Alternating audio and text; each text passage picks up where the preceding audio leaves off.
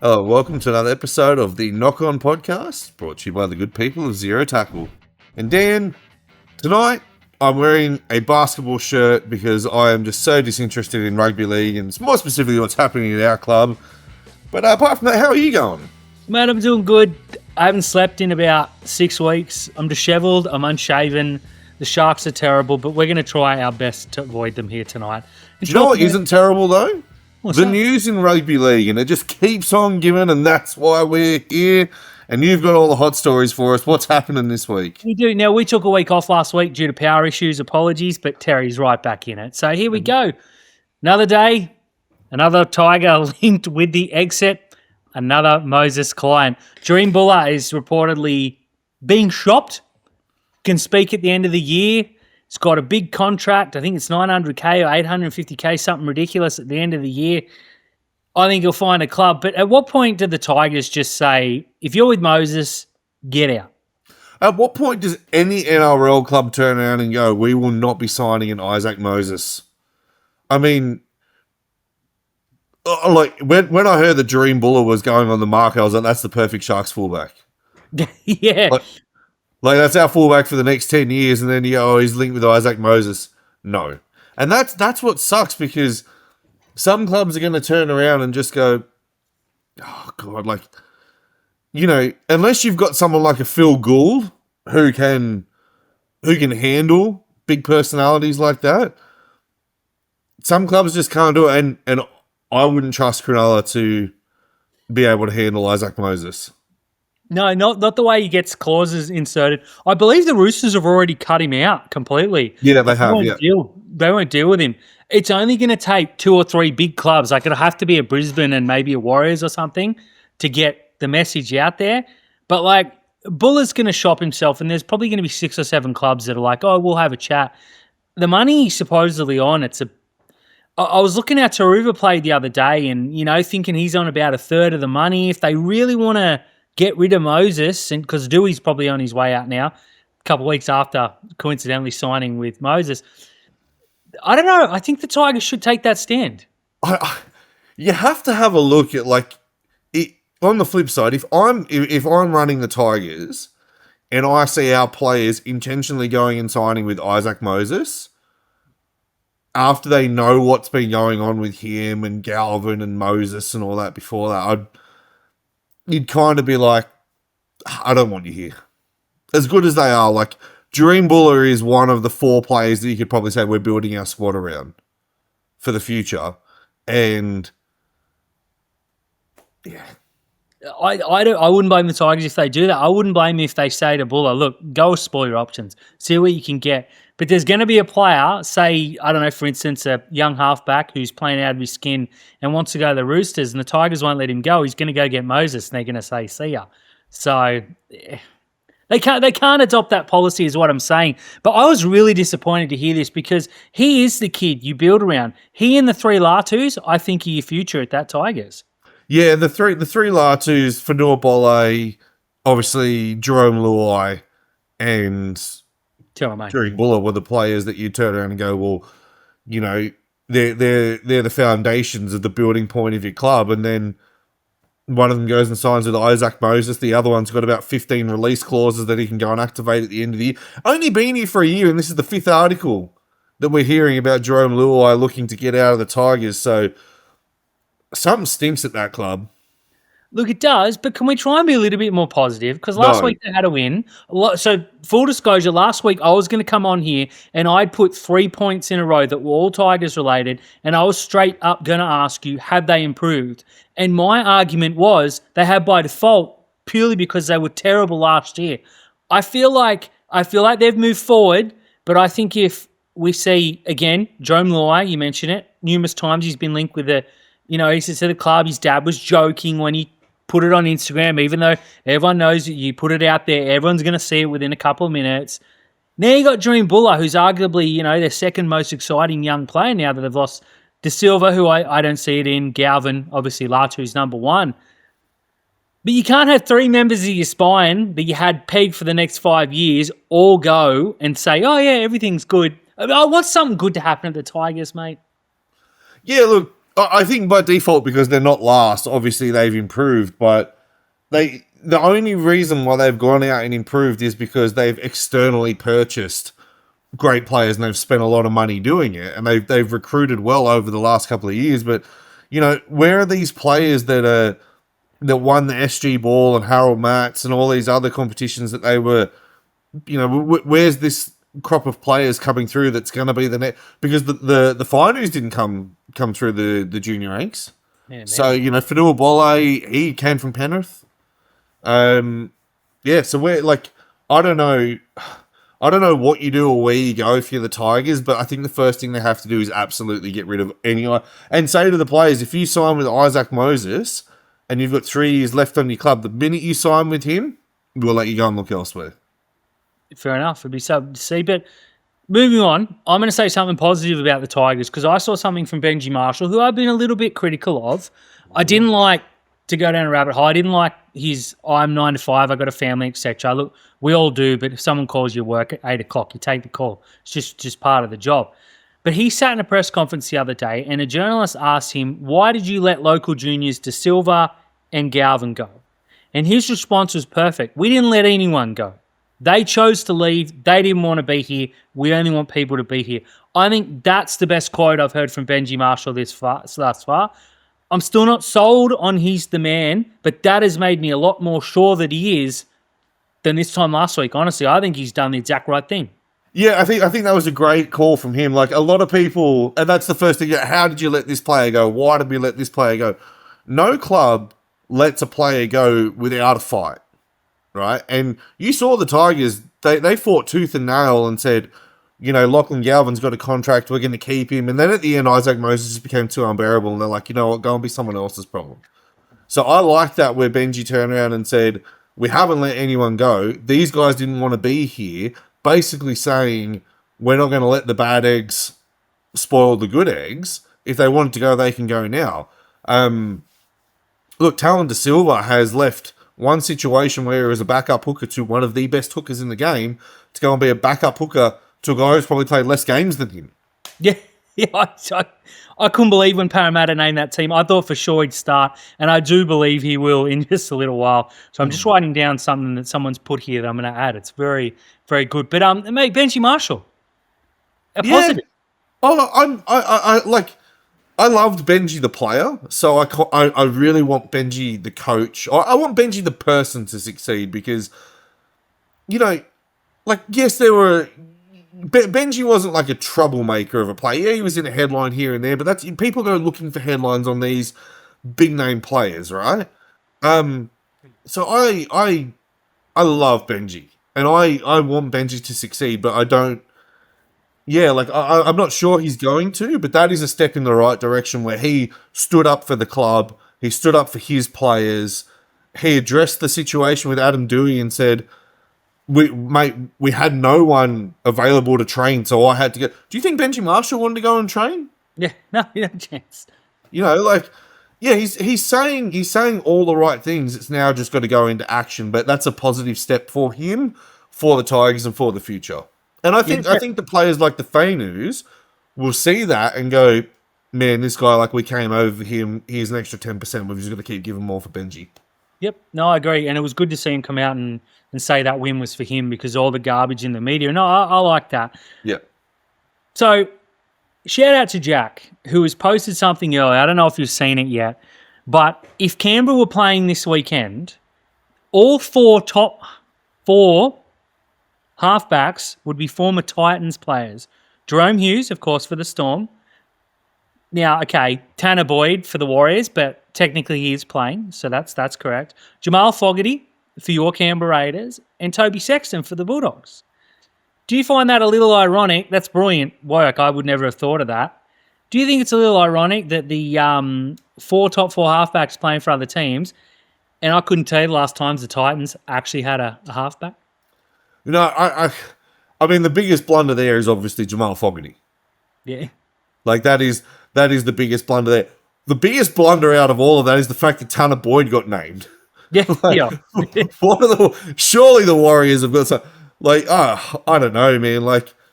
stick James Fisher-Harris at halfback before you stick Tanner Boyd there. But that is actually pretty cool. Yeah, it's a good stat. Now, people won't remember that Jahream Hughes played for him. It was like one of those situations where Ryan Pappenhausen was in the Tigers, and everyone's like, he didn't actually play for him, did he? I don't know. He was in a jersey, so whereas Pappenhausen didn't. Jahream Hughes might have had. Because I know Jahream Hughes was also at the Cowboys.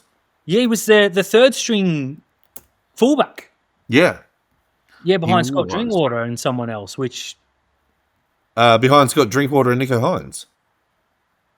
He played one game for the Gold Coast Titans in 2013, one game for the North Queensland Cowboys in 2016, and since then he's played 162 games for the Melbourne Storm.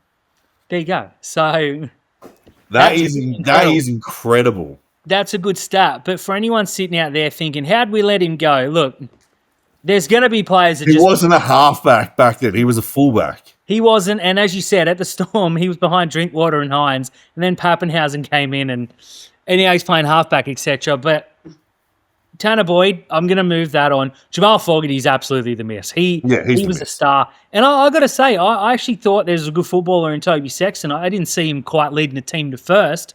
I think he'll go win the Man of Steel in England and probably come back a fairly handy halfback. I don't think Toby Sexton has actually led anyone. That's like saying Chad Townsend led Cronulla to a premiership. Okay, but he's been there. Yeah, he's along for the ride. He's along for the ride. Like Shane Perry won a premiership in 2016. If you asked any Broncos fan born in 2010 who Shane Perry was, they'd have no idea. Yeah, look, technically, he's a halfback. You know, Nicho Hines, you could argue, is bringing Cronulla down a little bit. Toby Sexton's not. So I just want to put it out there. That's a great shout. But sticking with the Titans, there's a rumour that's come out from a podcast. I won't give them credit just yet in case it's wrong. That Des Hasler is looking to retire from coaching at the end of the year. I think you and I all know that the writing's on the wall and he will not be the coach of the Gold Coast Titans next year. I think they need to hope that Mitch Moses doesn't come back and that Dylan Brown clocks off. Otherwise, they're going to finish last this year.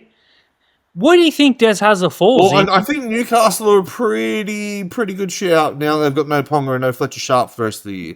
It's gonna rely on someone, is what we're saying. Where do you think Des Hasler sits in the coaching ranks? I think Des Hasler was brilliant early days at Manly. He beat the unbeatable Storm in 2008 40-0, and he won a premiership from nowhere in 2011. Because he brought in Daly Cherry Evans and Kieran Foran. Look, he's a good coach. I'm not going to say he's a great coach. He's a good coach. He went to the Dogs and had some success with them. 2 grand finals, 2 losses. But, look, I think you have to pay respect to Des Hasler. Early days Des Hasler. I think recently, though, you hear all the stories that he just hasn't adapted to how the game's gone. He's against like the sports science, and he's against having a big strength and conditioning team, and he's against having a box full of assistant coaches. Whereas you see, you know, even when his players are injured, you don't see them in the box with him. Yeah. He's very old school in his ways. So I think you have to remember him as a good coach. You really do have to remember him as a good coach. But I think like the game has gone past him. But you know, in our time watching rugby league, you'd have to say, you know, Wayne Bennett, Bellamy, Cleary are the standout coaches. I think Ricky Stewart has got to be in the next sort of frame below that. John Lane would have to be there, although you could argue Hasler's had more success than him. You know, he's got to be around there, but I would say he's a good coach, not a great coach. I think you nailed it. A lot of recency bias, obviously. People are going to go, yeah, but the Titans are terrible. Titans have been terrible for all but 2 years of their entire existence. Yeah. The Manly thing with the back-ended contracts, or the Bulldogs thing, rather, with the back-ended contracts really left a dampen. That says to me, though, that someone in the upstairs, like Phil Gould's not going to let that happen. No. You're not going to see a hands-on CEO or a director of football say, we're going to back-end a whole heap of contracts. They've signed off on it. That just doesn't happen at a well-run club. And I think even Bulldogs fans will agree with that.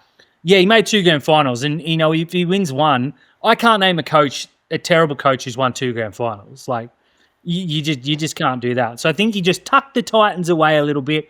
And you remember the early stuff. I think he was very good. 100% agreed, though. I think he got left behind. And I think His time may be up. I wish he went out on a little bit of a high, but who knows? Maybe the Titans win 3 or 4 games and finish. Hey, you know what though? If he goes out on the wooden spoon, at least he can turn around and say, like some other good coaches, "Hey, at least I went out and won something." Yeah, because you know what you remember do you know what you remember in rugby league? You remember who comes first and who comes last, because you praise the team that come first and you dump on the team that come last, and no one remembers anything else. So Des Hasler can walk out with a golden wooden spoon and just go, "Yeah, I got this, but I literally achieved the same as every other with 15 other coaches. Only one coach won it."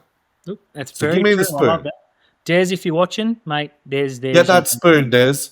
That's it. Something that I wanted to bring up, because I'm a little bit sick of it. Mention it in my 20 thoughts. Make sure you check those out, please. This past week, every time a team loses, you go to the press conference, first thing, other than blaming the refs, is the coach says, "Oh, we're missing so-and-so, this person."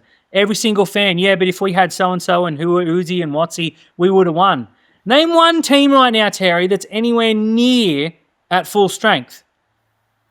I am sick of hearing people blame injuries. I get it. Souths have had a horrible injury toll, but there's a reason you get a 30-man squad and not a 17-man squad. You don't see Melbourne.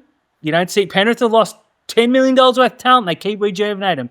Melbourne had, 8 players out the other night and just kept bringing them up and beat the Cowboys, who had similar. Yet I'm seeing Souths blame injuries. I'm seeing the Titans blame injuries. I'm seeing Sharks fans blame injuries. No. Don't like it. Yeah, look, injuries are a part of any sport, right? And usually at the end of the season, the healthiest team wins. You have a look in the NBA. Game 7 of the NBA Finals. Star player on one team goes down with a ruptured Achilles. Star player on the other team just destroys them. That's what happens. Injuries are a part of sport. Injuries are a part of life, Dan. Like literally a part of life. We've got a friend who went to bed and woke up and had to have back surgery. Mm-hmm. It's what happens. I think it can be used as an excuse for some clubs, though. Like South Sydney at the moment, who have got, as you said, a horrific run. If they lost a game by 2 points, you could probably turn around and go, yeah, injuries. But when they lose by 30 points, you go, yeah, injuries. It's like, no, maybe not, maybe not. But on the flip side, you had to look at Penrith, and as you said, they lost all that talent. They started the year 1-6, and they didn't make any excuses about it. Ivan Cleary just said, we've got to get better. Whoever comes in, we've got to get better. They've got to get better. Brought up Casey McLean, dropped him, brought him back up. These are the things that good clubs get over, and I think it is an easy excuse to turn and go, we were missing $3 million worth of talent. Well, turn your other talent that you have there. Don't neglect your 30th man because your first 17 are there. You got to put just as much time in developing these guys and the guys on the development contracts, so that when they are brought up, you're not turning around and going, "Oh, well, this guy's shit, and if we had this guy, we were fine." So it is what it is. It's a very good point. I only say that because a couple of weeks ago, I had people, Sharks fans, mention and say, "Oh, if we had Tom Hazelton, and if we had this and we had that." And you look and you go, yeah, but they were missing just as many players. Yeah. I get it. It's mitigating. Don't get me wrong. What was our excuse against the Roosters when they had literally half of their salary cap playing Origin, and they brought up development guys that we had never heard of. Who's Trent Tossolo or whatever his name is? I can't even spell it. Mate, 100%. I'm so glad you agreed. I was worried I was going to put a pushback. So to anyone watching, can we get it? I 100% get it. But, come on, every team's got injuries. It's, 20 rounds in almost. Come on. Yeah. Now, I mentioned South before. Let's stick with them because I want to take a moment. Lewis Dodd. Mm-hmm. I think perhaps he needs to go to Wayne Bennett and say, what do you got against me? Because South Sydney are missing, as I mentioned before, millions of dollars of talent. Jaden Sullivan broke his leg the other day. They needed a halfback because Cody Walker wasn't right. They let Lachlan Ilias go. He's off the books now. Lewis Dodd, English, not man of steel, but he was very, very high up there. He might have played a game or two for England, whatever that means. Is it training? Nah, what we're going to do is we're going to move Tallis Duncan to the centres to move a bloke who, doesn't really want to play 5'8" anymore and's been in the centres in Jack White, pretty handy 5'8", into the halves. Lewis Dodd's just got to say, let me out of here. I'm embarrassed for him at this stage. It's hard. Like, Lewis Dodd kicked that field goal against Penrith, and everyone was like, oh my God, Jack Wilsby and him are the two guys that need to come over. Jack Wilsby said, nah, I'm going to stay in England. I love it in England. And Lewis Dodd said, yeah, I'm happy to go over, right? After he signed his contract, he got dropped. I think that was the writing on, like, that's the alarm bells there. Since he's come to South Sydney, though, a lot of, like, when you read forums and you hear stories and you go on Twitter and, he hasn't adapted. He's a very, like, he's very reserved young Englishman, not very well travelled, so I don't know. I don't know whether he's got to, like, just ride it out this year and hope that he improves next year, or he turns around and says, just let me go back to England. But you got to remember, South Sydney had to pay a transfer fee to get him out of his contract early. So South may be in every right to turn around and say, no, the onus is on you to force your way into the team. I don't know what more he could have done, honestly. I mean, he's been okay in New South Wales Cup. I watched a few games. I watch AJ, a good mate of ours, puts highlights every week. I skim watch those, full disclosure, just to keep up with things. Other than Newtown, I never miss a Newtown game. But honestly, I feel so bad for him. He's moved his entire family over here. The rumours are that when Wayne Bennett met him, and I don't know how true this is, he said, "You're the bloke they signed," meaning I got nothing to do with you. And it's just felt like look, I don't think Bennett's having a good season. I think he's made some really, really dumb decisions. I don't know how. Maybe Lewis Dodd just downright sucks. Maybe he's just not training hard. We're not there. We don't know.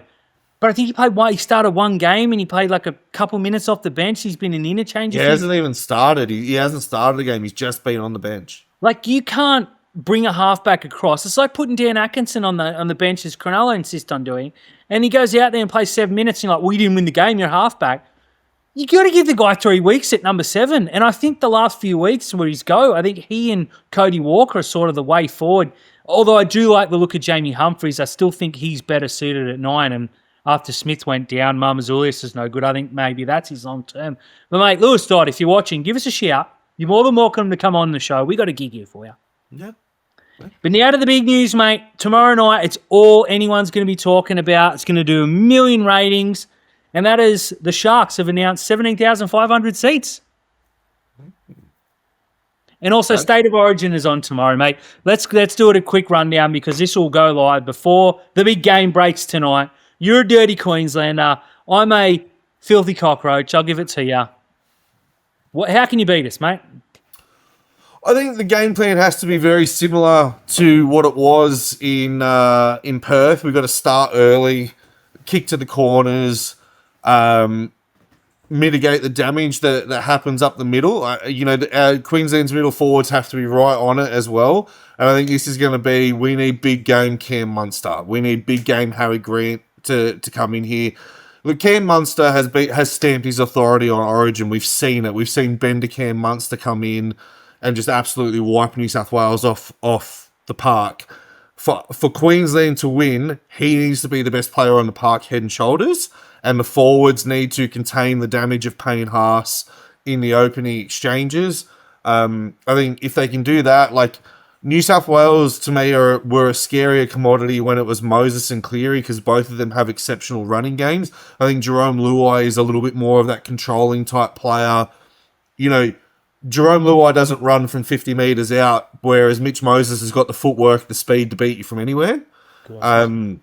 So I definitely think that you contain the early damage and don't let Payne Haas get on that initial roll and everyone go, follow Isaiah, follow, Nathan Cleary start running early and running often, and Liam Martin start getting a roll on. Queensland forwards limit the damage that happens. Get Munster, get Hammer, Tom Dearden dummy and go early. That's how we beat New South Wales. If Queensland do win, it's going to be a close game, but I get the feeling New South Wales are going to win in a blowout. The Blues' best chance is just to run the centres at the centres all night. Robert Toy's played exceptionally well in Origin. I've been really, really surprised. It's a great and they haven't given Latrell any ball. Sorry for cutting you off, but Latrell has had no one-on-one ball against Robert Toya. That's true. He's been caught out a few times. I'd like to see them go there often. I think Stephen Crichton and Shibasaki, that's one that the Blues will like, obviously, because Crichton's the best centre in the game. He should like any opposition, but I do like that. I also think Valentine Holmes going back to the wing is risky because Hammer was exceptional. I know he had that one drop, but he was really good on the wing, whereas Val was, he was pretty terrible in game one. He played exceptionally well in his preferred centre spot.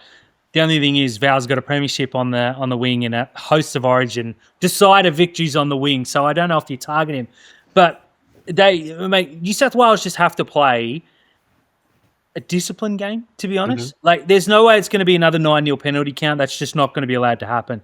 They can, New South Wales should give an early, a bit of a face rub because they know that the penalty count is going to be close to this time. There's just no way it isn't.